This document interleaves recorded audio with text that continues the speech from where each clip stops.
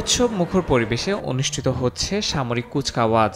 German, ফরাসি ও তুরস্কের তৈরি অত্যাধুনিক যুদ্ধযান ও বিমান প্রদর্শনের পাশাপাশি অংশ নেয় সেনাবাহিনী, পুলিশ ও উদ্ধারকর্মী। ৩ দশক আগে এক ঐতিহাসিক বিজয়ের স্মরণে ক্রোয়েশিয়ার রাজধানী জাগরেবে হাজারো মানুষ এই আয়োজনে অংশগ্রহণ করেন। এতে দেশটির জাতীয় ঐক্যের চিত্র ফুটে ওঠে।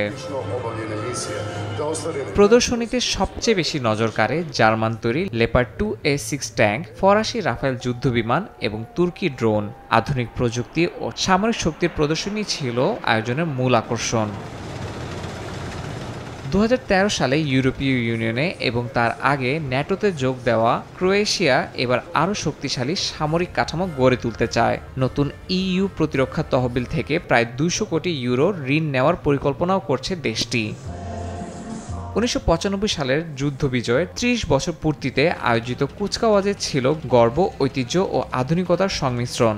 স্বাধীনতা, আত্মত্যাগ ও আধুনিকতার এই মিলন মেলা দেশটির জাতীয় ঐক্য ও ভবিষ্যতের সামরিক অবস্থানকে আরও জোরালো করবে বলে মত দেশটির নাগরিকদের। ইয়াসিন মোহাম্মদ জিসান, সময় সংবাদ।